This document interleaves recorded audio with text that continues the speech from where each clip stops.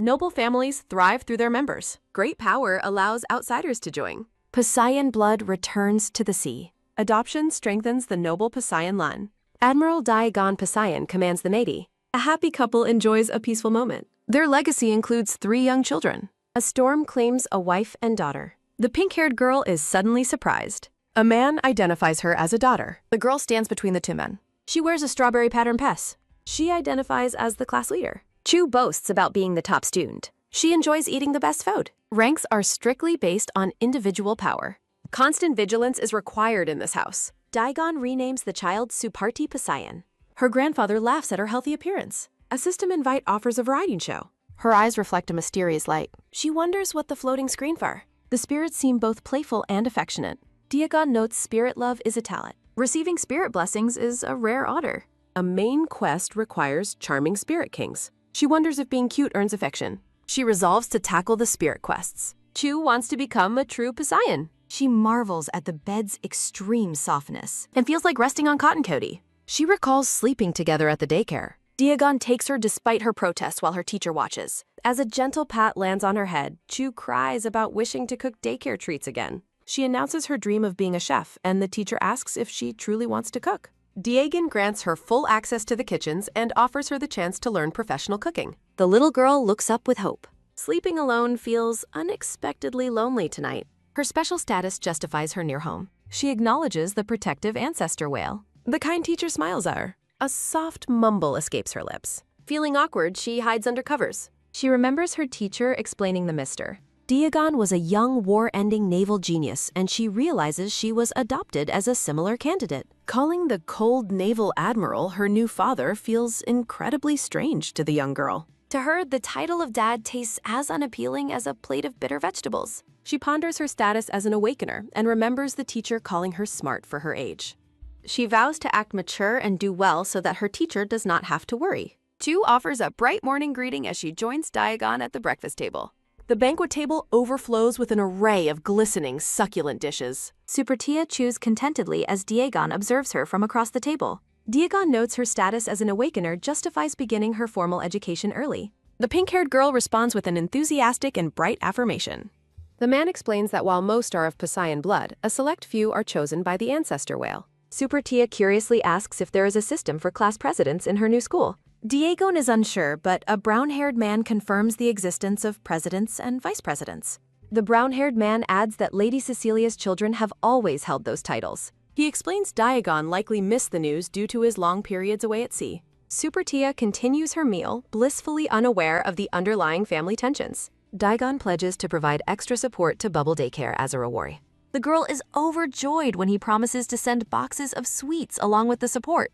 Supartia turns to Kamin asking for a clarification of the man's surprising words. Kamin wonders if it is possible to squeeze even more benefits out of the Admiral. The girl looks thoughtful, considering the new responsibilities placed upon her. Diagon prepares to detail the next steps of her prestigious education. A cheerful giggle sounds as the girl beams with pure, innocent happiness. Diagon leads the girl, now dressed in an elegant lavender gown, toward her destination. Supartia admits to feeling a slight twinge of jealousy regarding the class titles. She reflects on her bond with Diagon, acknowledging he is not her biological father. Students in the academy whisper, questioning her age and noting her arrival with the Admiral. Supartia feels a wave of anxiety, realizing this environment is much stricter than daycare. A small badge on her dress catches her attention as she prepares for class. Diagon offers blunt advice, telling her to bite anyone who tries to hit her. Supartia observes that while he is handsome, his intensity is still quite frightening.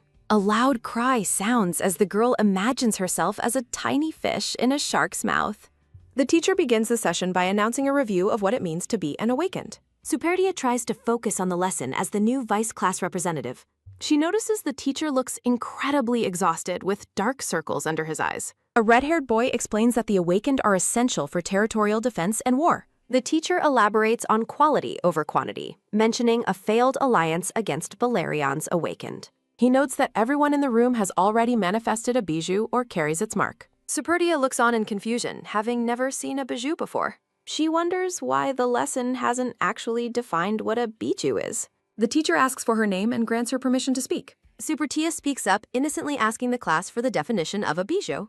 A loud laugh sounds as the red-haired boy mocks her for her basic question. He sneers, asking how she managed to enter the class without knowing such a low-level concept. The freckled boy smirks, clearly enjoying the chance to belittle the newcomer. Supertia looks at him with annoyance, privately labeling him a chubby potato. She asserts that it is not a crime to be unaware of a specific term. Supertia firmly states that the purpose of a classroom is for those who know to teach those who don't. The boy mocks her status as a commoner orphan while other children begin to giggle. A tired sigh sounds as the teacher commands everyone in the room to be quiet. The teacher instructs her to find out the meaning of bijou by the time the next class begins. He asks if she understands, and she offers a hesitant and uncertain response. A student explains that bijous can enhance power and heal wounds with a special song. Supertia realizes that the complexity of these lessons far exceeds anything she learned in daycare. She laments that her knowledge of cookie recipes won't help her in this academic setting. A wave of deep frustration washes over the girl as she contemplates her situation. A loud tack sounds as the teacher's hand slams a book shut, marking the end of the lesson. Supertia sits quietly in the classroom, reflecting on the challenging school day. The pink-haired girl begins eating the special snacks maid Lena prepared for her this morning. Her snack time is suddenly interrupted by a confused noise as she senses others nearby. A group of boys led by a freckled redhead stares down at her with a heavy, intimidating presence. The red-haired boy demands to know if she arrived with the Admiral earlier. Supertia wonders why the boys seem so angry since she was the one who requested her father's company. A dull thud sounds as a boy pushes Superia while Ricardo continues to press her for an answer. A sharp crunching sounds as Supertia's precious cookies fall to the floor and shatter into pieces. Supertia's eyes fill with tears at the sight of her ruined snacks while a boy demands she apologize. A wave of frustration washes over the girl as she stares back with a look of growing defiance. Supertia asserts that the boys should be the ones apologizing and offering a hug for their mistake. The red-haired boy mocks her before noticing the sunflower badge pinned to her lavender dress. Supertia cries out in panic as Ricardo snatches her precious class representative badge away. The girl looks around the room desperately, silently pleading for someone to help her. A heavy thud sounds as Ricardo shoves her again while questioning her status as an awakened. A sharp sound rings out as she hits the floor, and Ricardo mocks her connection to Lord Diagon. Ricardo seethes with jealousy, claiming that the representative title should have been his. A loud rip sounds as the boy destroys the badge, sneering at her for thinking she is special. A soft thud sounds as the torn pieces fall while Ricardo labels her a lowly commoner. Supertia stares at the floor in despair, mourning the loss of the gift from her former teacher. Ricardo smirks and commands the girl to leave the family estate immediately. The boy's expression shifts to pure shock as he notices a strange energy beginning to swirl. A bright flash sounds as a massive surge of divine power erupts from the crying girl. Supertia's eyes glow with a cold light as she is surrounded by swirling spirits and ocean-like energy. Ricardo stammers in disbelief as he witnesses the terrifying manifestation of her power. The boy realizes that he is witnessing something far beyond his understanding. The group of bullies cowers in terror as they realize a commoner has summoned a high-ranking spirit. Shimmering blue energy gathers in Supertia's hand as she prepares to retaliate. A thunderous crash sounds as Ricardo is sent flying back by a powerful wave of spiritual force. The other students collapse in fear, pleading for mercy as their strength is drained away. Supertia falls into a deep sleep as the intense energy finally begins to dissipate. A report is given to Diagon explaining that the young girl's sudden rampage could not be stopped in time. Diagon looks down at his daughter as a subordinate notes that only his intervention prevented a massacre. Whispers in the hall suggest that Ricardo's core is ruined and Cecilia will likely disown her useless son. Supertia whimpers in her sleep, crying about her lost badge and her former title of class president. Diagon rests his hand on her head, surprised that she summoned a spirit king after he told her to just hit back. The Admiral reflects on the incredible rare power and favor his daughter possesses. A green-haired man suggests she might be a homunculus, but quickly dismisses the idea due to her pure spirit. A soft poke sounds as Diagon touches her cheek, noting the family's obsession with her power. The green-haired man notes that the girl seems to trust Diagon despite her unconscious state. Diagon looks down at the girl clinging to him, acknowledging the strength of their bond. The man considers his daughter's future, deciding that she requires a new and meaningful name. A vision of a goddess appears as he chooses a name representing guidance and strength in battle. A small thud sounds as a younger version of the girl runs through a dark void toward a bright light. A vision of her mother tells her to be strong and remember her duty as she faces the end. Supertia awakens in her bed with tears in her eyes, still feeling the weight of the dream. The girl is relieved to find Lena waiting by her bedside with a kind and familiar smile. Superdia rubs her eyes, admitting that the memory of what happened in the classroom feels completely erased.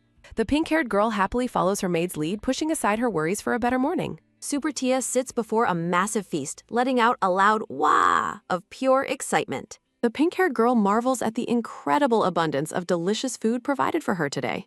A man with white streaked dark hair approaches the table, remarking that she looks perfectly fine. Superdia's eyes widen as she identifies the newcomer as the head of the Poseidon family. The girl is filled with confusion as she hears the mention of a spirit king. A soft oops sounds as Superia worries that she might not be able to spend time with her friends. The Poseidon head yells an insult while explaining he only came to meet his new granddaughter, to which Diagon calmly tells him to sit. A glowing blue window appears as the water spirit king angrily warns that no one is allowed to scold his child. Supertia's expression shifts to absolute shock, a confused "huh?" escaping her lips. The girl stares in wonder at the mysterious magical notification floating directly before her. The table is filled with gourmet pasta and glistening roasted meats. Superdia remains completely dazed as she attempts to process the strange magical phenomenon. The pink-haired girl rubs her eyes, hoping the floating vision will finally disappear. She observes that the window is persistent and wonders what on earth it could be. The system window explains that the Water Spirit King has invited her to join a parenting show chat room for a reward.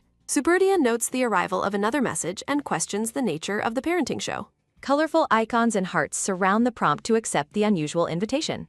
A quick click sounds as she uses her fork to select the yes option on the screen. Several Spirit Kings enter the chat room, with the Water King celebrating while the Fire King expresses confusion and is immediately scolded for swearing. Superdia notices Kamin and decides to ask the dark-haired man for his guidance. The girl hopes that her uncle might have answers regarding the mysterious floating chat room. A soft peep sounds as the girl tries to tell Kamin about the Spirit Kings entering her view. Superdia is horrified when only chirping sounds come out, causing Dagon to tell her not to imitate chicks while eating. The pink-haired girl looks down, feeling deeply embarrassed by the misunderstood exchange. A heavy atmosphere settles as the girl reflects on receiving a small scolding during the meal. Supertia considers the table manner she already knows, though she feels as if she was briefly possessed by another force. The girl realizes that while the adults might tease her, they are also clearly doting on her. Back in her room, Supertia asks her small fairy companion to explain the meaning of being the king's darling. The white-haired fairy looks incredibly strained as it tries to find the right explanation.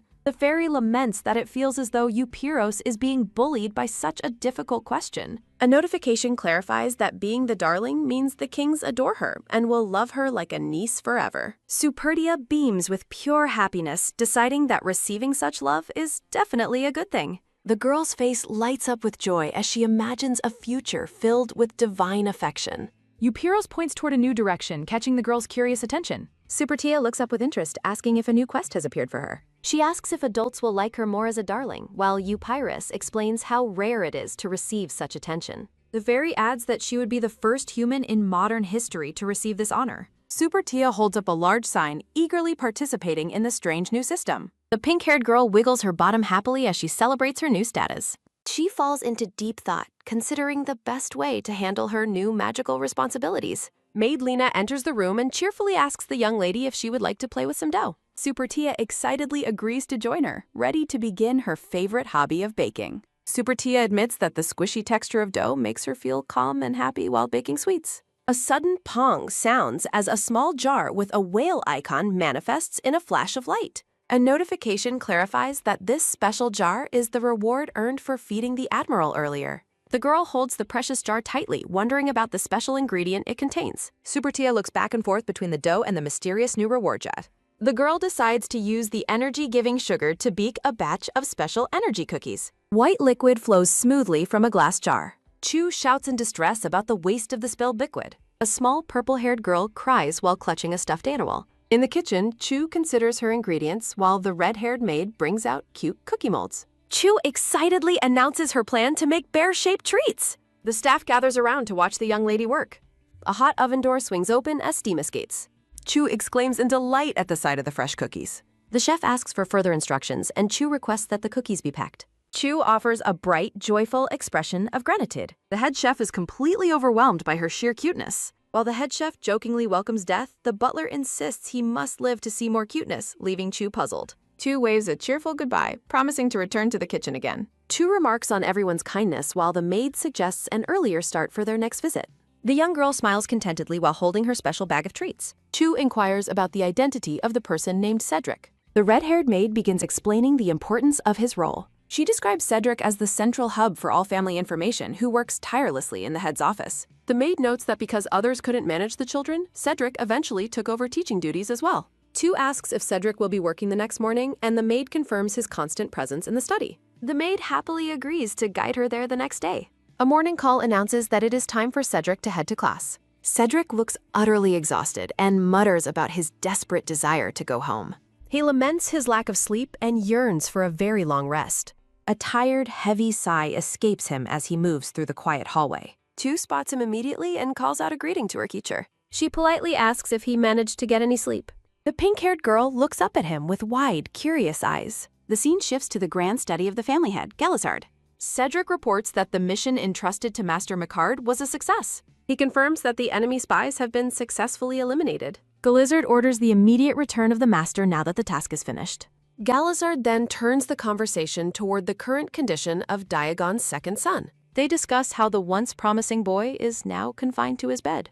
Galazard coldly dismisses the boy's situation as a matter of inevitable fate. Cedric silently pities the boy, questioning if the head would truly cast aside his own grandson for being useless. A memory of a regal couple lingers as they discuss the future of the Naval Command. Galazard asks if it is time for Chu to begin her second lesson. Cedric plans to lead her toward a contract with the Spirit King, which Galazard sees as a potential blessing. Galazard remarks that Chu will be extremely valuable to the family regardless of her awakening status. Cedric groans about his ever-increasing workload. Galazard tells the grumbling Cedric to stop being so annoyed. Cedric complains about his extreme exhaustion while Galazard scoffs at the perceived lack of respect. When Cedric asks about his resignation letter, Galazard laughingly ignores the request and tells him to go to class. Cedric leaves the room, suspecting his resignation was turned into a paper plane and discarded. Chu calls out for her teacher and asks if her grandpa is inside the room. The young girl stands ready in her ornate lavender dress. A vibrant pattern of strawberries and flowers fills the background. Cedric is taken aback when Chu suddenly expresses her gratitude. Chu holds out a white gift bag, surprising her teacher with a thoughtful present. Chu happily presents her handmade treats. Cedric accepts the gift with gratitude. Diagon playfully asks if only the teacher gets a gift, but Chu clarifies she has one for her grandfather as well. Chu mentions baking them best today. Cedric reflects on how Chu shows no fear toward the family head, a trait even the head's own daughter lacks. Chu's humble origins and dreams. Diagon samples a bear-shaped cookie while Chu explains the shape's secret as notes highlight her mysterious awakening and biological potential. The Water Spirit King protects it. Diagon encourages Cedric to enjoy the treat, and the exhausted teacher offers a weary acknowledgement. Cedric realizes he should probably eat the cookie to avoid hurting the child's feelings. He finds the taste quite average and assumes the maids perform most of the actual baking for her. A sudden realization dawns on him. Cedric's eyes widen in shock. He feels his immense fatigue vanishing. He questions if he is hallucinating. Cedric calls out to the girl. He urgently asks how she managed to create such a restorative treat. Chu credits the cookie's Welshik. Diagon notes that Chu's kindness was motivated by how tired Cedric appeared to be. A gentle pat lands on Chu's head as Diagon praises her precious nature. A system notification conveys that the Water Spirit King is bursting with pride over her considerate actions. Cedric finds it too precious now.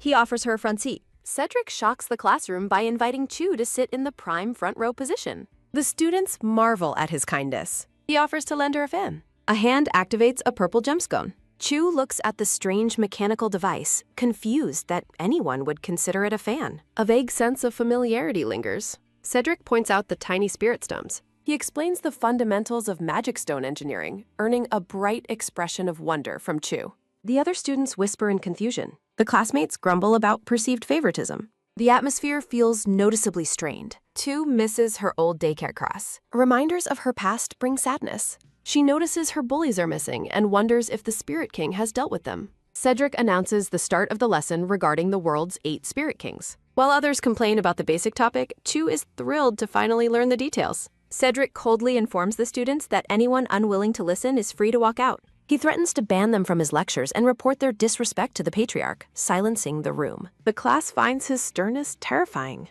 Writing begins on the green chalkboard. Elemental spirits of fire and water. Air joins the 4 elemental spirits. Fate, emotion, luck, and chaos are identified as the 4 powerful origin spirits. A system alert reveals that 4 Spirit Kings have joined the childcare stream to watch her. Chu realizes she has already met one of these legendary beings. He explains that the union of chaos and fate led to the birth of emotion. The creation of life birthed others. Cedric tells the pink-haired girl that contracting a spirit king requires finding their hidden true name. A system message describes the spirit king of emotion harumphing as the girl wonders about the blocked-out letters. The girl asks the spirits for their names, but the water spirit king explains they cannot provide that information. Realization hits the pink-haired girl as she determines to search for clues within books. In the quiet classroom, the girl calls out to her teacher, Cedric, who stands at his desk. Cedric informs the curious girl that the books she seeks are located in the library. The girl is wide-eyed with surprise, having never known a whole separate library existed for books. A sudden shock registers on the young girl's face.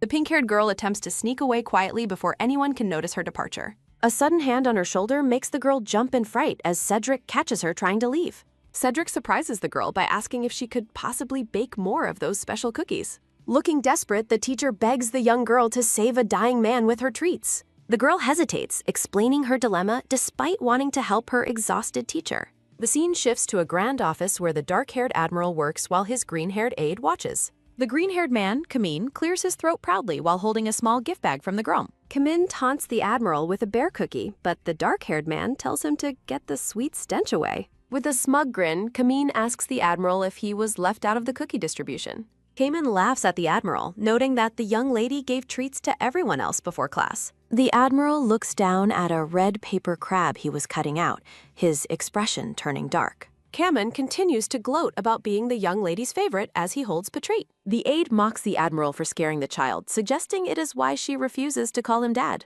A terrifying energy radiates from the admiral as he towers over a suddenly nervous Kamin. The admiral suggests a sparring session, his eyes glowing with a menacing purple light. Kamin is horrified when the admiral gives him only 5 minutes to reach the training grounds. The time limit is cruelly reduced to 3 minutes, leaving the aide in a state of panic. Kamin flees the room in a desperate hurry, screaming for someone to save him from the admiral's wrath. Left alone, the dark-haired man looks back at his desk with a contemplative expression. A red paper crab sits on the desk next to a pair of ornate scissors. A memory of the young girl looking determined appears in a soft, sepia-toned vision. The admiral sighs, questioning his own ridiculous behavior in the wake of the earlier mockery. Back in her room, the pink-haired girl flops onto her soft bed with a tired shout. She lets out a long breath, completely buried in the plush yellow covers. The girl wonders at the cookie's effectiveness, recalling how she practically had to drag her exhausted teacher earlier. A loud growl from the girl's stomach reminds her that she has used up all her energy. Looking toward the balcony as night falls, she decides it is time to find some dinner. A sudden knock at the door surprises her, and she calls out for her maid, Lena. Instead of the maid, the dark-haired admiral stands in the doorway, framed by a golden glow. The girl is startled into silence, blinking up at the admiral's unexpected appearance. As the admiral stands there awkwardly, the girl recalls his help on her very first day. The young lady offers a small, polite smile while flowers bloom in the background. The admiral asks if she managed to listen well during her lessons today. Confusion fills the young girl's mind as she wonders why the admiral has come to see her. A hopeful thought occurs to the hungry girl, wondering if he brought her a snack. Looking at his stern and silent face, she quickly dismisses the idea with a disappointed thought. The admiral finally asks why he didn't receive a cookie after hearing that his aide got one. The girl begins searching through her pockets with a look of surprise and urgency. She pulls out a single bear-shaped cookie, struggling with her own hunger as she considers taking a bite. A sharp gasp escapes her as she looks up at her new father. The admiral's gaze is so intense that the girl fears he might crush the cookie just by looking at it. The girl reminds the admiral that he once said he hated sweets, leaving him speechless at his own contradiction. Diagon explains he provided the sweets simply because he believed she enjoyed them. He proposes a trade, offering to give her a new name in exchange for the cookie. The admiral awaits her response with a calm, expectant gaze. Chu is visibly excited by the prospect of receiving a formal name. A humorous vision of the admiral's tears flooding the mansion prompts Chu to act before things get messy. She offers the treat while admitting it is the least attractive one, but Dagon assures her it is perfectly fine. Chu worries if such a simple, imperfect cookie is truly worth a new identity. She reflects on her past, realizing she can neither return to daycare nor fulfill her old dreams of being a chef. Memories of the kind staff members who shared food with her fill her mind, making her realize she doesn't hate her new home. A lingering uncertainty remains as she wonders how long she will stay with this family. Despite her doubts, Chu's heart races with the genuine desire for a new name. Diagon accepts the cookie, stating his intent to return the favor immediately. A sense of anticipation fills the air as Chu looks up at her new father. The Admiral lifts her up and officially bestows the name Superti Pasayan upon her. The young girl reflects on the sweetness of her new name, likening it to sugar. Overflowing with joy, she exclaims her love for her new identity. Chu confirms that this name means she will officially remain the Admiral's daughter. Daegon encourages her to call him father, even helping her practice the word.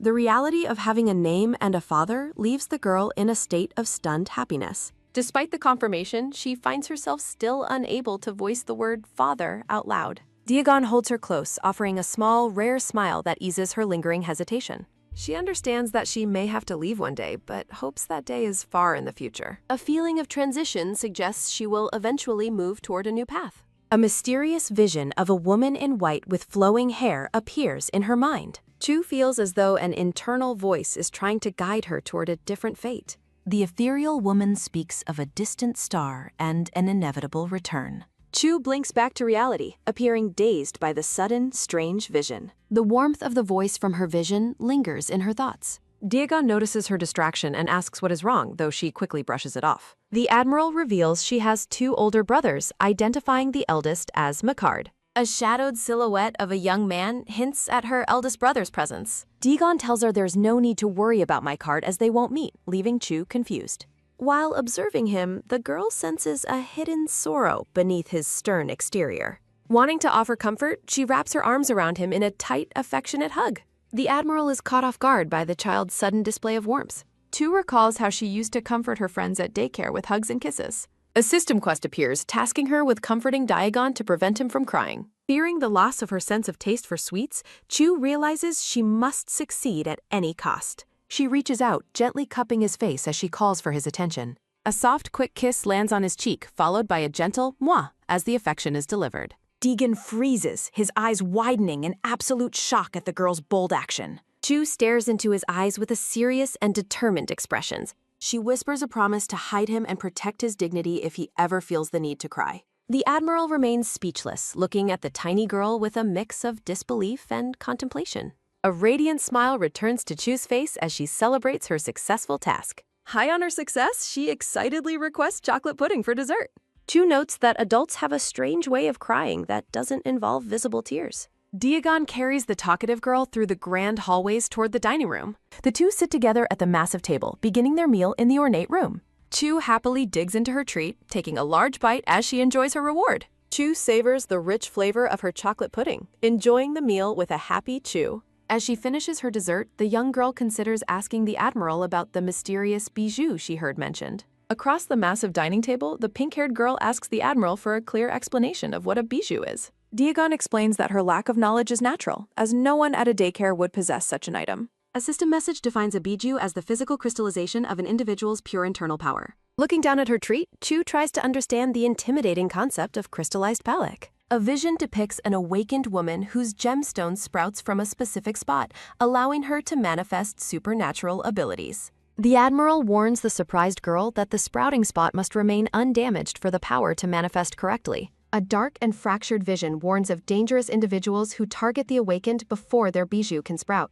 Daegon sternly advises her to reveal her potential only to the small circle of trusted allies within the household. Realizing the weight of the situation, Chu resolves to protect her secrets and those who trust her. The Admiral notes that while 10 is the usual age for sprouting, those with exceptional talent see results much earlier. With a serious and focused gaze, the dark-haired man mentions the age of 7 as a sign of high talent. Chu immediately wonders how many more days of sleep remain before she can finally reach that significant age. The Admiral reveals his own ability to summon a divine sea dragon, accompanied by a small, floating draconic image. Sparkles fill the girl's wide eyes as she finds the concept of summoning a dragon absolutely cool. A wave of pride washes over the Admiral as he basks in the child's loud and enthusiastic cheers. Inspired by the display, Chu dreams of manifesting a power strong enough to protect her most precious name tag. Dion clarifies that while magical abilities can be learned, being chosen by spirits is a rare and innate gift. A serene vision of Chu surrounded by water suggests that her unique connection to the Spirit Kings is a miracle. The Admiral emphasizes that summoning a Spirit King exists on an entirely different level than standard supernatural abilities. Feeling the watchful gaze of the Spirit Kings, Chu concludes that she must be very loved. A radiant and joyful laugh escapes the girl as she celebrates her special bond with the powerful spirits. Diagon announces that he has one final gift to give her in return for the special cookies she shared earlier. The Admiral moves his hand across the table with a calm and deliberate gesture. He promises that this new offering is just as significant as any official badge or title. A small red paper crab rests on the table, bearing a simple white label that reads, "My daughter." The Admiral explains that this token is a sign that she can always trust and lean on him for support. With a rare and gentle smile, he encourages her to always come to him first whenever she needs to rely on someone. Overwhelmed by the gesture of acceptance, Chu's eyes well up with tears as she holds the paper crab. The young girl declares the simple paper craft her greatest treasure, much to the Admiral's quiet satisfaction. A close-up highlights the humble but deeply meaningful red paper crab as it is placed down. Tears of genuine happiness spill over as the girl realizes she truly belongs in this family. A purple-haired mascot in a witch hat appears to share a friendly message with the audience. The scene shifts to the grand exterior of the multi-storied blue mansion under a bright, sunny sky. From within the grand halls, a voice asks the young lady if she is certain about managing her task alone. Chu confidently confirms her independence as she steps forward in her small pink shoes. Dressed in a frilly pink outfit, the girl skips tearfully through the ornate corridors toward her destination. Recalling Lena's directions, she navigates toward a large door located just after a left turn. A set of massive decorative wooden doors stands before the girl, gleaming under the hallway lights. With a determined reach, her small hand grasps the handle to push open the heavy entrance. A soft light spills out as Chu lets out a gasp of wonder at the scale of the room. Towering shelves packed with countless books fill the cavernous library, creating an impressive and scholarly atmosphere. Standing amidst the vast collection, Chu feels small as she wonders how to locate information on spirits. Her thoughts focus on the goal of finding the names and secrets of the Spirit Kings. She recalls Kamin's enthusiastic claim that making a contract with a spirit would be a monumental cause for celebration. The memory of a bearded man's offer follows, promising special rewards and tea for such a high achievement. The Admiral's supportive advice lingers in her mind, reminding her not to overdo things if they prove difficult. Even the maid's playful requests for a fire spirit to help with the furnace flash through her thoughts. The kitchen staff's hopeful smiles encourage her to find spirits that could help with their daily chores. Small pink shoes tap along the wooden floor. Chu reflects on everyone's desire for her to form a contract with a powerful Spirit King. She resolves to find a book first, wanting to grant their wishes in return for the kindness they show her. The pink-haired girl peeks around a heavy door, softly calling out a greeting to whoever might be inside. A grand, sun-drenched library stretches out before her, filled with towering shelves and winding staircases. A soft tap sounding follows the girl as she begins the long climb up the many library stairs. Standing in the center of the massive room, Chu looks around with wide, curious eyes. Her attention is caught by a sudden whoosh as a light breeze enters through a window. Feeling the air, the young girl wonders to herself if a window has been left open. A boy with pale, pinkish-white hair sits with his eyes closed, appearing to be asleep. From across the cavernous room, Chu spots the slender figure sitting alone on a wooden bench. Her eyes sparkle with surprise as she gets a closer look at the stranger. Observing the delicate and calm face of the boy, Chu wonders about his identity. The little girl approaches the seating area as a purple-haired mascot appears in the air. Chu thinks to herself that the boy is incredibly pretty. Noticing his fine clothes and the book in his lap, she questions if he is actually a boy. Seeing his pink hair, she considers the possibility that he might be one of her older brothers. One of the boy's eyes flutter open, making Chu realize that he is finally waking up. The pale-haired boy sits up and offers a simple hello to the startled Pearl. His expression turns cold as he asks what she is doing there, frightening Chu with his scary tone. Chu politely explains she is looking for a book, but the boy dismissively pushes for more information. She pleads for his help, explaining that her small height makes it impossible to find the books herself. The boy looks at the tiny girl in silent, thoughtful contemplation for a long moment. Chu becomes confused and nervous, wondering if the boy somehow already knows who she is. He reveals he has heard rumors about her kicking out Ricardo and admits he actually liked hearing that. After a small cough, the boy asks if she can read, noting that awakened individuals tend to learn faster than others. When asked what kind of book she needs, Chu expresses her curiosity about spirits. The boy offers to find information on the Spirit Kings for her personally. Hearing his persistent coughing, the girl worriedly wonders if the boy is suffering from a sickness. He guides her toward a specific section where books related to spirits are kept. A pale hand reaches out and slides a heavy volume from the shelf. He gathers a small stack of books and asks the girl if they will be enough for her needs. Chu examines the pile of books while the boy looks on with a quiet, thoughtful hum. She points toward another book higher up, asking if he can pull that one out as well. He sets the stack down with a soft thump, telling her to read them comfortably. As he moves away, Chu wonders about the specific book the boy is holding for himself. A close-up reveals the book title, Contemplations on the Mysteries of Afterlife and My Experience of Dying for Just a Second. Disturbed by the morbid title, Chu asks if he is dying, causing the boy to flinch in shock. He notes she is the first to be so blunt before calmly confirming that he is indeed going to die soon. The young girl declares her hatred for that fact and desperately tells him not to die. Clinging to his sleeve, she explains that she likes him and is sad they won't be able to meet anymore. The boy reflects on how there were similar young sisters at his daycare who acted the same way. Chu recalls her own memories of children who coughed like him and then suddenly disappeared one day. Placing his hand on the bench, the boy introduces himself as Elgin and asks for her name in return. She introduces herself with the new identity given to her by the Admiral, Chu Superti. The pink-haired girl proudly confirms that she is no longer just Chu, but Superti. Elgin praises the name as cool, and Chu excitedly credits the Admiral for giving it to her. A gentle, sincere smile crosses Elgin's face as he tells her he is glad that she is here. He leans back and remarks that seeing her makes him feel like he can finally leave in peace. Chu has a sudden realization that Elgin must be the second brother the Admiral hadn't mentioned. The pale-haired boy seems resigned to his inevitable fate.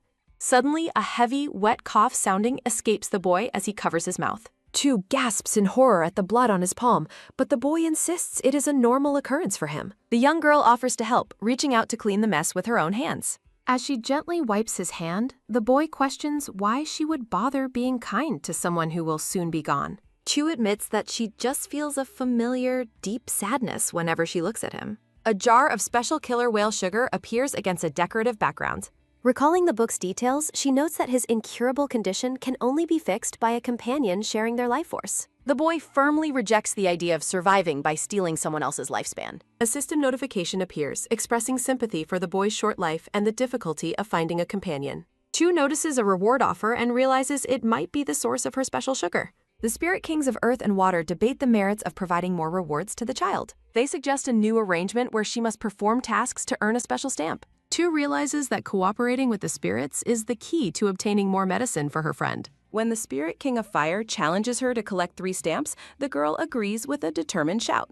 A purple-haired mascot in a witch hat appears to share a friendly message. Startled by her sudden outburst, the boy asks who she is talking to, making Chu realize she almost blew her secret. She laughs it off, causing the boy to note that her frequent smiles are a pleasant fight. The boy places a gentle hand on her head, making Chu wonder if this is what having an older sibling feels like. A vision of a ship battling a violent storm accompanies his thoughts about meeting his lost sibling in the afterlife. Though curious about his past, Chu senses the somber mood and decides not to pry any further. Her mind shifts to her school goals, specifically the mystery of Lord Louiswood and the race for vice president. Another glowing notification from the spirits hints at the arrival of a new quest. The quest details appear, requiring her to find the Admiral's family portrait and secret history or face a disgusting penalty involving the Spirit King of Earth's waste. Chu reacts with pure shock and disgust at the thought of the failed mission's punishment. She quickly apologizes to the Spirit King of Earth for her reaction. The Spirit King of Water explains the stamp collection process, and the girl promises to do her best. Gathering her books, Chu prepares to leave while the boy worries about her carrying such a heavy load alone. She strikes a confident pose, claiming her breakfast gave her plenty of strength. The boy is genuinely impressed as she privately vows to find a way to save him. A radiant laugh fills the girl's face as she prepares to head up. The scene shifts as she begins to organize the many tasks she must complete. She lists her goals, including uncovering the boy's family secrets and winning the vice presidency. Images of bread and sugar accompany her plans to bake treats and identify the mysterious spirits. Skipping through the hall, Chu resolves to earn her place in the Admiral's home through hard work. She adds one final personal wish to her growing list of objectives. A vision of a grand family portrait shows the Admiral and his children standing together in harmony. Clutching her books tightly, the pink-haired girl reaffirms her dedication to her new life. The girl settles down to study as a small mascot appears beside her. A close-up shows the densely packed text of the ancient book she is reading. Chu focuses intently on the pages, searching for more answers about the spirits. An illustration depicts a fated meeting between awakened partners, explaining the irresistible attraction known as the bijou phenomenon. She connects the book's description to what the boy mentioned about needing a partner with the same power. She happily concludes that a partner must simply be a very good friend and thanks the spirits for the insight. The text explains that those with power can normally keep their unique marks hidden from the world. An image shows several men kneeling before a regal purple-haired woman. Chu realizes that possessing a bijou is a sign of immense importance and status. As the book mentions the intimate nature of the mark, an emergency protection system suddenly activates to censor the text. The pages of the book glow brightly as the detailed information vanishes into a shimmering light. A sudden, sharp flapping sounds as Chu turns the pages. Chu is disappointed when her calls go unanswered. She becomes annoyed when the spirits stay silent. Q discovers that bijous have many different shapes. She wonders about the Admiral and Elgin's works. The girl wonders about her future partner's shape. Chu focuses her attention back on the book. Chu wonders when she will finally grow taller. The young girl throws a frustrated small tantrum. The Water Spirit King explains fated partners' connections. Chu is saddened by the thought of loneliness. She questions who decides on a fated partner. Chu realizes she has found a helpful hint. She resolves to study hard despite the difficulty. A bright, happy expression fills the girl's face. Chu reflects on the Admiral's 3 children's identities. She realizes the 3rd child's name is unknown. Curiosity drives the girl to seek more answers. A voice calls out to Lena from across the room. Lena the maid offers dough for them to play with. Chu asks if her older sister is in the park yet. A sudden thud sounds as Lena drops the bill. The pale maid asks where she heard such things. Chu explains that Lord Elgin mentioned the family portrait. Lena apologetically explains the sensitivity of the topic. The maid warns that the Admiral dislikes visitors there. Chu pleads to go there for her homework. Lena admits the name is a taboo subject. A soft, knowing smile crosses the maid's face. The pink-haired girl confirms she understands the situation. Chu walks down the hall, noticing small details. She reflects on the loss of family members. Chu realizes the Admiral has lost his fated partner. She understands the reason for the Admiral's sadness. Recalling her teacher, she thinks of hidden wounds. Chu hopes to open the door to his heart. A soft scuffing sound accompanies the girl's walk. The little girl stands before large, ornate doors. Chu peeks inside the room with a greeting. She notices the sweet scent of fresh flowers. Chu is surprised by the room's neat cleanliness. It feels like the room is still inhabited. A spirit notification points her toward the table. Chu turns quickly as something catches her eye. A pile of wrapped presents sits by the window. The girl reaches out to pick up a gift. A quiet flutter sounds as a card falls up. Chu sits down to look at the mic card. The card contains Egon's heartbreaking message of longing. Chu is deeply moved by the anniversary note. Looking at the gifts, Chu wonders if the Admiral prepared them for his partner. System notifications from the Spirit Kings share thoughts on death as Chu realizes the Admiral continues to prepare gifts for a partner who is no longer there. Chu's vibrant pink hair flows in the soft light.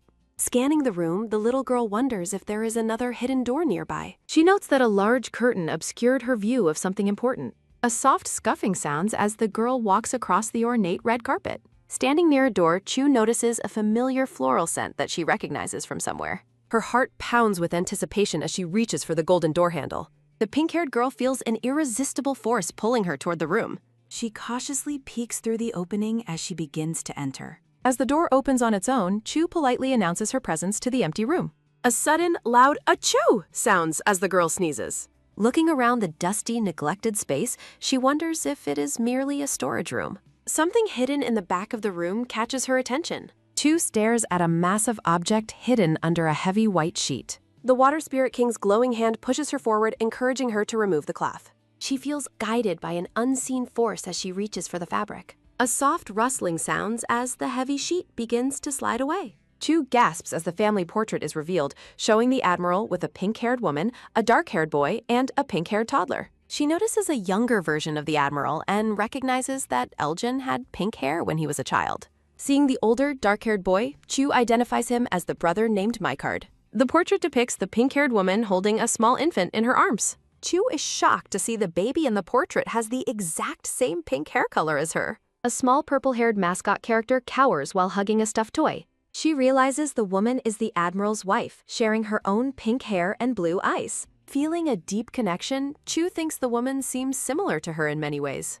A sense of déjà vu washes over her as she studies the woman's face. Sudden, sharp beeping sounds as Chu is overwhelmed by a strange noise. Distressed, she pleads for the sounds to stop.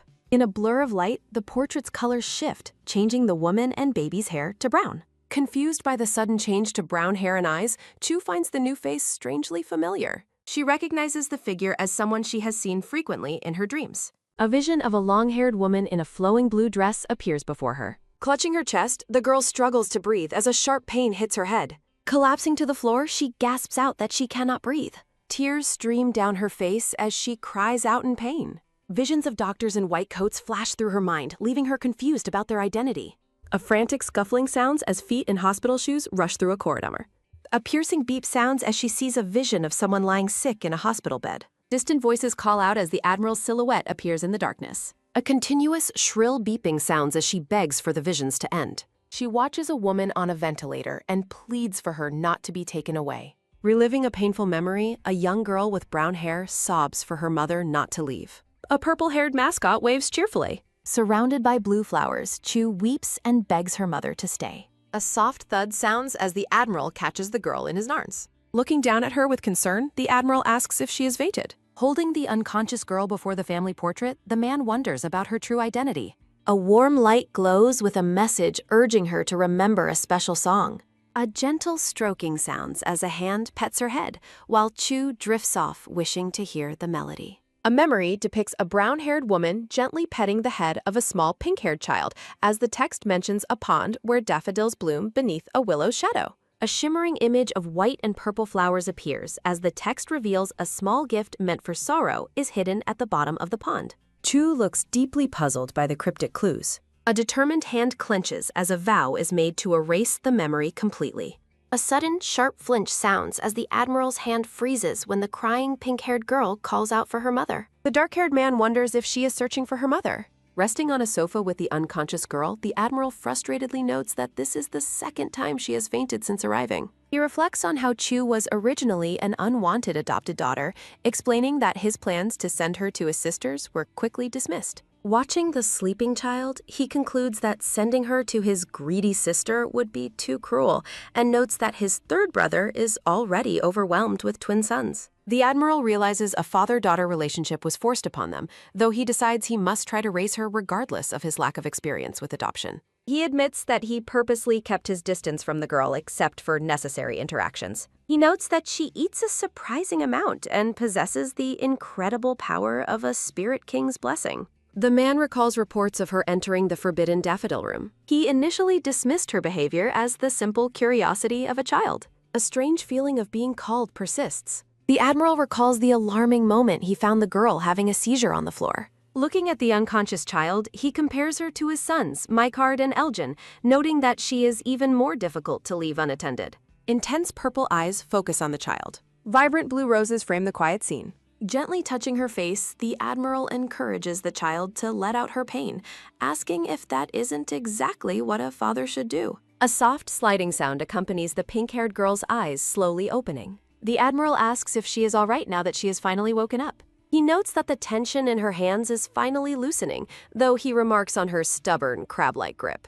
As the girl stares blankly, the man reflects on the doctor's diagnosis that her fainting spells are purely psychological rather than physical. He finds it frustrating that he cannot identify the cause of her distress due to her unknown origins, though he feels he has finally discovered a clue. He concludes that the child is suffering from missing her real mother. A quiet, low mumble sounds as Chu whispers that she remembers something. A soft, muffled thud sounds as Chu hops off the couch, telling the surprised Admiral that she must go to the pond. A rhythmic, pattering sound follows her feet as she repeats that she has to go. The Admiral asks if she is referring to Superdi.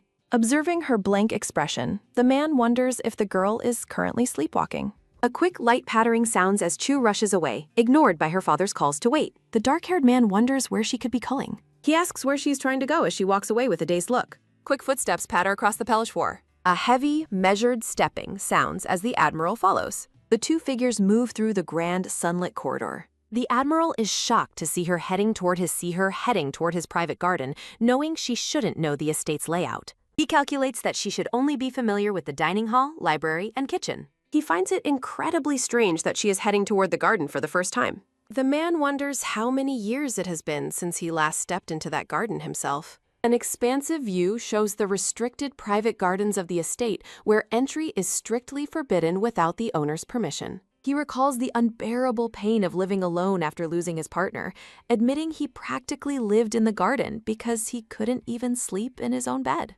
He describes the suffocating tightness in his chest that would always lead him back to the garden's gates. A hand reaches for a flower as he reflects on how his late partner changed his perspective on beauty. A memory shows the couple resting peacefully under the shade of a willow tree, the only place where he could find true sleep. He realizes that his world only became meaningful after meeting her and being influenced by her love. He prepares to explain his decision. A radiant vision of the pink-haired woman smiling and calling his name appears as he explains that he banned entry to the garden to keep his memories of her from fading. Standing with his 2 young sons, the Admiral notes that they all agreed to stop visiting the garden out of respect for his grief. Pink gifts are left to soothe the family's lingering grief. The Admiral's purple eyes widen in disbelief as a realization hits.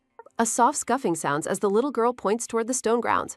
Superti confirms the location as the Admiral wonders how she found a secret even he missed. Delicate white petals drift lazily over the quiet garden gazebo. A steady thudding sounds as the Admiral reflects on his 6-year absence from this place. He warns Suparti that the pond is dangerous, but she remains dazed and unresponsive to his voice. The man pauses, struck by the sudden, hauntingly familiar scent of daffodils.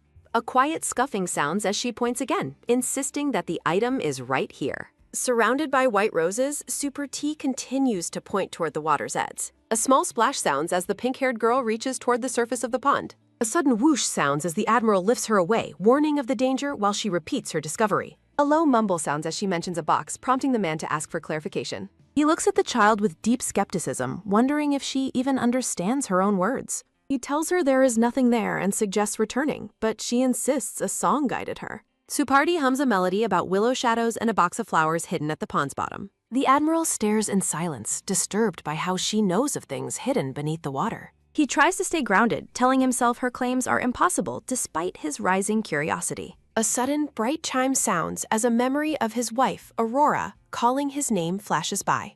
In the flashback, Aurora playfully tells Egon she hid an anniversary gift in the massive flower bed. Egon smiles at her, jokingly complaining that he will have to search for hours without her help.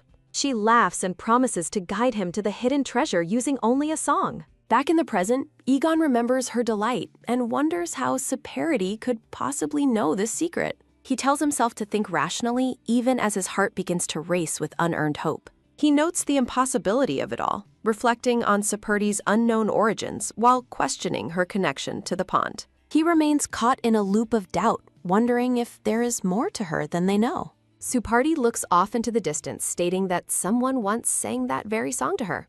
Gripping her tighter, the Admiral demands to know exactly who sang that melody to her. A sharp pang sounds in his heart as he fears his desperate hope might only lead to hurting her. He reminds himself that the ages don't match, as Suparti is far too young. He reflects that if his biological daughter had survived, she would be 9 years old by now. A frantic wiggling sounds as she struggles in his arms, insisting she must find the gift for him. A soft whimper sounds as the girl looks down, her sadness deepening at his refusal.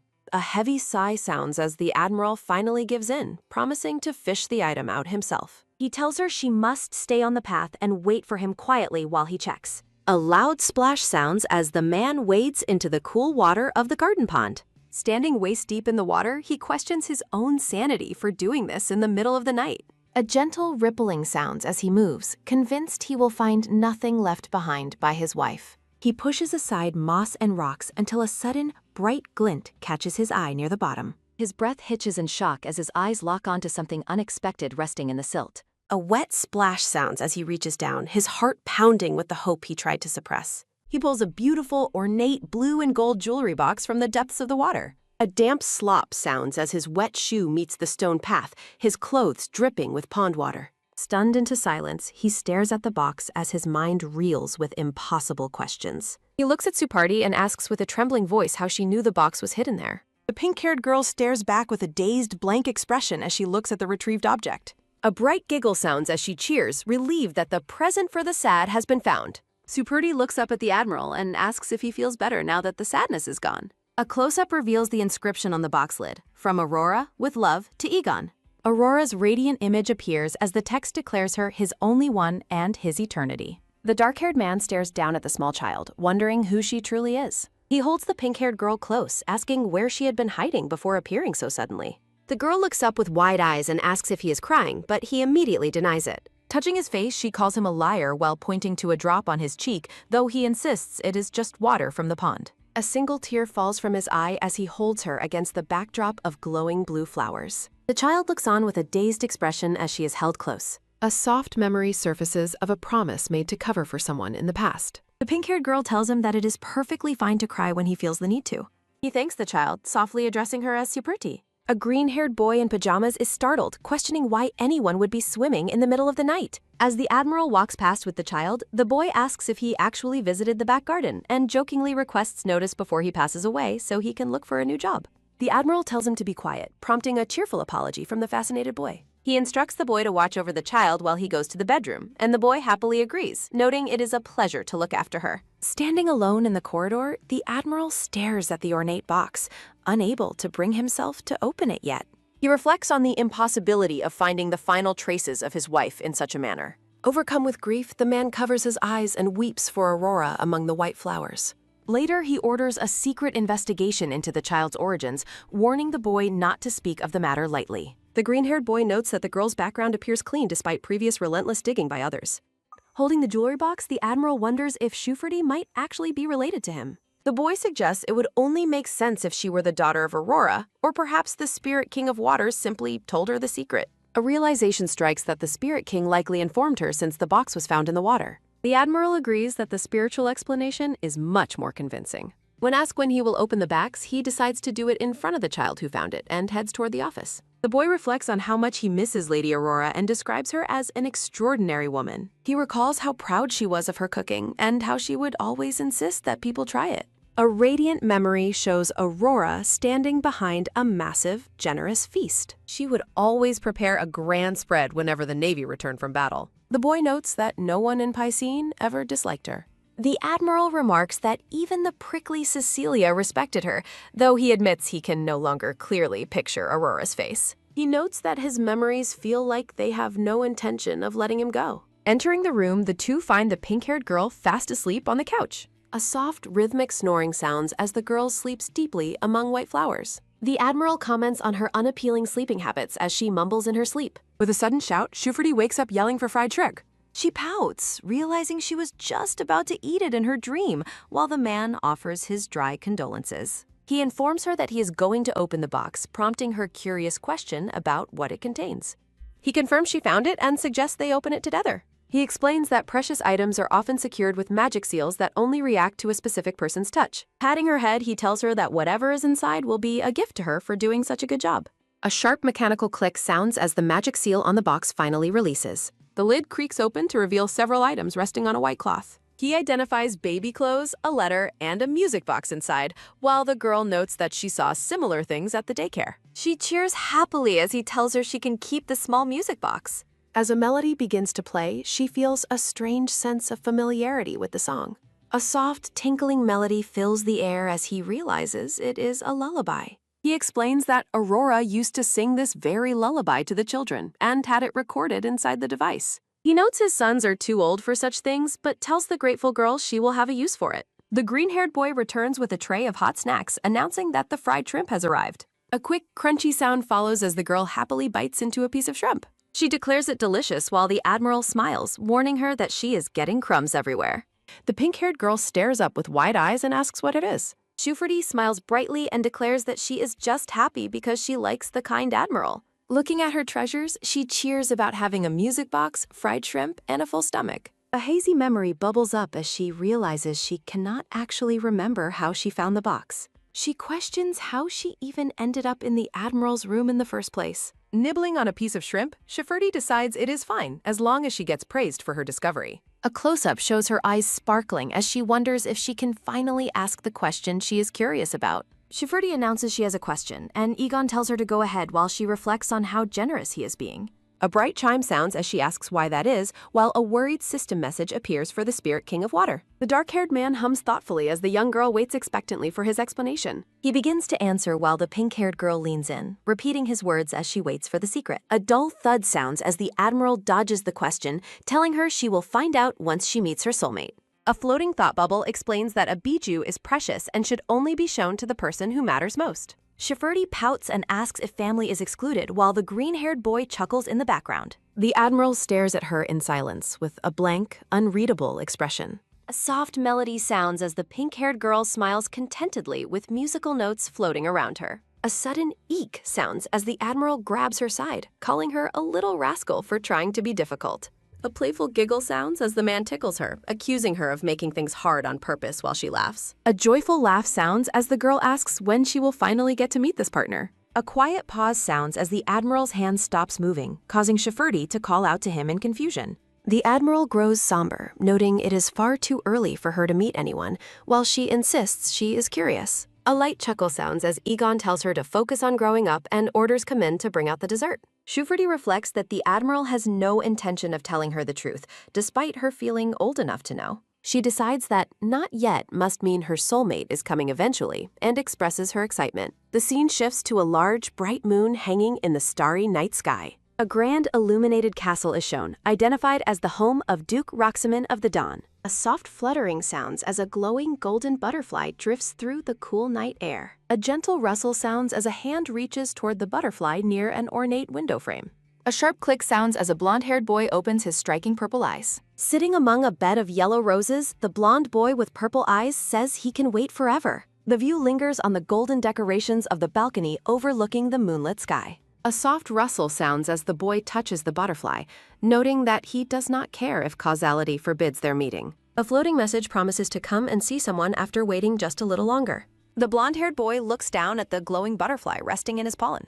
A quiet rustle sounds as the boy looks out, his hair blowing gently in the breeze. A soft clink sounds as the scene returns to a pair of empty gold-rimmed plates.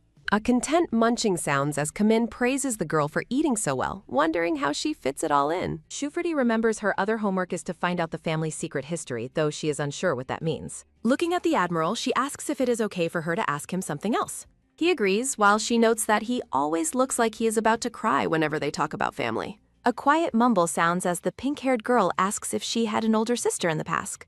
The man reveals the name Luerl, prompting the girl to note that he is being surprisingly willing to talk. Egon explains that Aurora and Luerl would have been a great mother and sister to her, while Shufridi feels a strange familiarity. A low, rushing sound as the Admiral explains they were swept away by waves during a vacation 7 years ago. A heavy splashing sounds as the narrative notes that Luerl was only 2 years old when she was lost to the sea. A soft glimmer sounds as a memory of someone calling for Lu flashes through the child's mind. Shufridi recognizes a familiar, soft voice in her mind that sounds like cotton candy.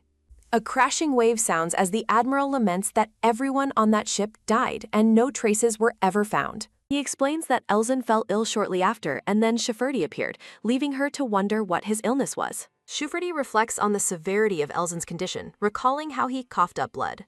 The Admiral asks if she is worried about the boy's illness, and she softly confirms it. A hazy vision explains that the reflux disease is a rare condition that only affects those who have awakened.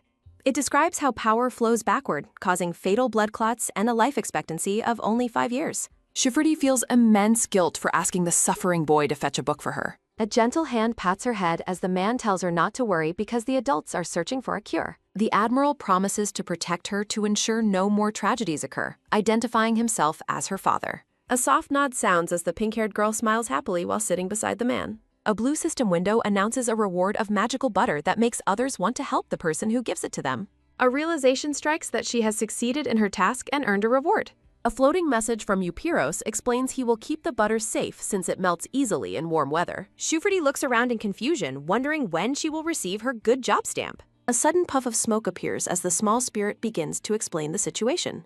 A purple board shaped like a bunch of grapes appears with a single smiley face stamp on it. The small white-haired spirit cheers as he holds up the reward board for the girl. A bright glimmer sounds as Shufridi notices that one stamp has already been placed on the board. A quiet chuckle sounds as the Admiral tells the girl it is time to brush her teeth for the night. Shufridi thinks about how she wants to brag about her rewards, but realizes the man cannot see them. A soft peep sounds as the girl glances over at the Admiral with a thoughtful expression. A question mark appears over the man as the girl pouts, feeling slightly dejected. Shufridi reflects that her magical board and stamps must only be visible to her. She reassures herself that she is doing a great job despite the lack of public recognition. She vows to continue working hard for everyone, even if she doesn't get praised for it. A soft breeze sounds as the scene shifts to a large window overlooking the bright morning sky. A red-haired maid peeks into the room and announces it is time to start getting ready. A sudden bounce sounds as the girl enthusiastically declares she is ready for the day. The maid explains there will be a dinner to meet other family members for the first time. A gentle squeeze sounds as Shufridi asks if Mr. Cedric is busy, and the maid confirms he has much work. The girl mentions that baking cookies in the kitchen is fun, and she still needs to get sugar.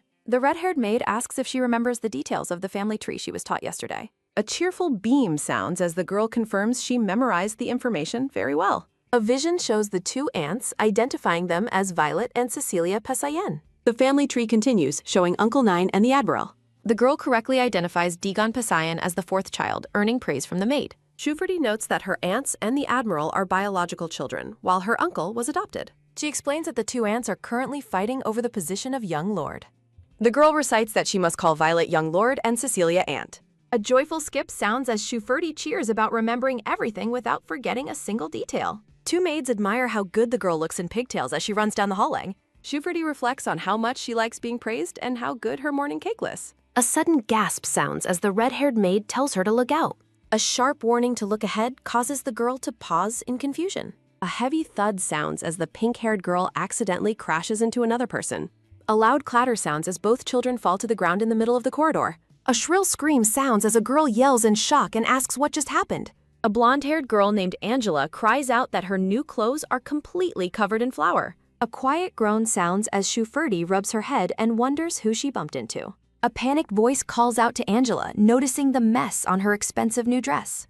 A loud sob sounds as the blonde girl begins to wail over the state of her ruined outfit. Shuferty offers an apology, but a stern maid asks if she thinks that is enough from a wandering commoner. The pink-haired girl observes that the pretty blonde girl looks much older. Shuferty kindly offers to brush off the flour, but the blonde girl stares back icily. A sharp crack sounds as the dark-haired maid glares with pure outrage. The maid forcefully slaps Shuferty's hand away, warning her never to touch the young lady. Rapid footsteps echo as a voice calls out to Shuferty in a panic. Lena, the red-haired maid, suddenly arrives and protectively pulls Shuferty into her arms. While a fierce shout sounds as Lena reveals that the girl is actually Miss Superdia. The pink-haired girl remains huddled safely in the red-haired maid's warm embrace. Shuferty is shocked, recalling Lena as an angelic person who only ever offered her sweets. Softening her tone, Lena asks the startled girl if she is all right. Matilda scoffs at Lena's protectiveness over someone she still considers a lowly commoner. Lena warns she won't be lenient again, while violent suggestions from the spirits appear in system windows. Matilda attempts to soothe Angela, who is watching Shuferty with a calculating look. A sharp click sounds as Angela points, demanding Shuferty untie her pigtails for having the same hairstyle. The pink-haired girl blinks in utter confusion at the petty demand. Shuferty realizes her apologies were ignored and refuses to ruin the hairstyle Lena worked so hard on. Matilda commands the girl to untie what she calls tacky pigtails immediately. Standing her ground, Shuferty refuses to obey, insisting her family and the Admiral did nothing wrong. A soft chime sounds as a system message notes the Spirit Kings are watching the situation closely. Angela is stunned as Shuferty declares she isn't scared because she has Lena and her spirits. Matilda dismisses the girl's defiance as a lack of education, telling Angela to ignore her. A sudden gasp sounds as Lena begins to glow with an intense, frightening purple aura. Shuferty speaks up, announcing that her personal teacher is actually Lord Cedric. The dark-haired maid freezes in shock at the mention of the high-ranking tutor. Shuferty proudly claims to be the smartest in Pasayen, making Matilda wonder if she is a successor candidate. Lena laughs, mockingly asking if Angela is even allowed to approach the patriarch. Lena continues the jab, asking if Angela still hasn't awakened her ability to house a bijou. Shuferty tilts her head, innocently asking if the blonde girl is not an awakener. Angela looks mortified as Shuferty apologizes for not seeing her in the academy classes. Sobbing loudly, Angela refuses to see her grandfather and demands to go back to her room. A heavy thud sounds as Angela flees while a system message declares the baby has won. Lena beams happily, promising to find the absolute cutest new outfit for the girl. Shuferty is relieved to see the maid's bright expression return after the tense confrontation. A final system message notes how lucky she is to have someone so reliable by her side. The scene transitions to the sunlit hallway of the Grand Estate. A close-up shows the intricate, shimmering fabric of a new, beautiful dress. A cheerful giggle sounds as Lena praises the girl for looking perfect in her new blue dress. The Admiral arrives to pick her up, playfully calling her a little crab. A quiet thud sounds as they walk together, while Shuferty worries about the Admiral's worsening condition. The girl mentions that Elzen was missing from the library, expressing her disappointment. The man briefly confirms the boy's absence with a somber expression. Shuferty looks up at the Admiral, sensing he is hiding something from her. She observes that he has been walking with his hands behind his back for some time. The pink-haired girl wonders if he is hiding a special snack even though dinner is soon. A playful pop sounds as Shuferty excitedly asks if he has a present for her. A bright flash sounds as the Admiral finally reveals what he was hiding. Shuferty recalls never caring for the dolls the other children liked at daycare. The Admiral presents a soft pink plush toy, identifying it as a seal. Shuferty's eyes sparkle with joy as she hugs her brand new seal doll. Daegon encourages the pink-haired girl to bring her peach-scented doll to dim. Super Tia joyfully hugs her new pink seal plushie. The girl reflects happily on the comfort of her new gifts. Supertia's heart overflows with pure, sweet happiness. Daegon expresses his approval of how the girl handled her recent encounter. The man advises her to stand firm and take pride in being his daughter. The girl enthusiastically accepts her father's guidance with a bright smile. Super Tia feels so fortunate that she has already forgotten her earlier troubles. A system notification reassures her that it is fine to focus on her own joy. The Admiral leads the girl toward the dining hall. Maids announce the arrival of the Admiral and his daughter as the doors open. The pair makes a grand entrance into the bright, sunlit room.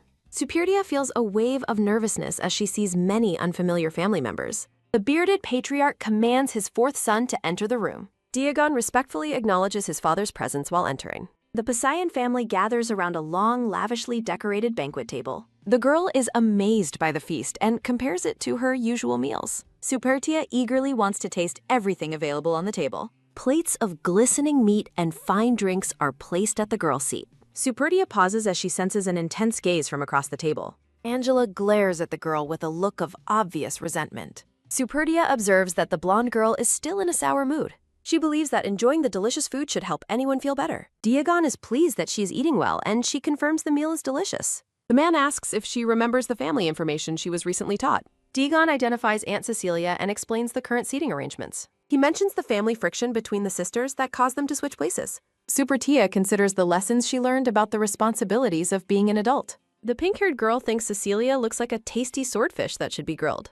The girl looks up in surprise as she makes unexpected eye contact. Supertia realizes that Lady Violet has been watching her intently. The girl admires Violet's elegant, gentle, yet powerful presence. Supertia compares Violet to a magpie while a system window notes Cecilia's Medusa lineage. The spirits detail how an ancient power skipped generations to manifest in Cecilia. Supertia realizes the root of the rivalry regarding the vice representative position. A hazy vision explains the true qualities needed to lead the family house.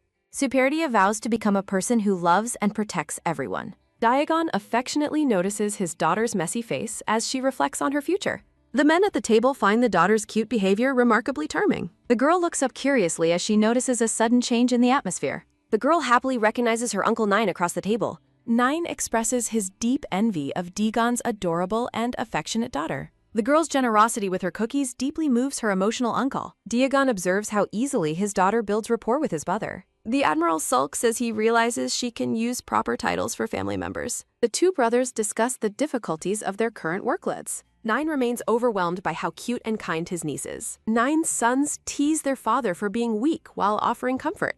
Supertia peeks out to find the source of the new voices. Two identical boys tease their father while Supertia watches them in wonder.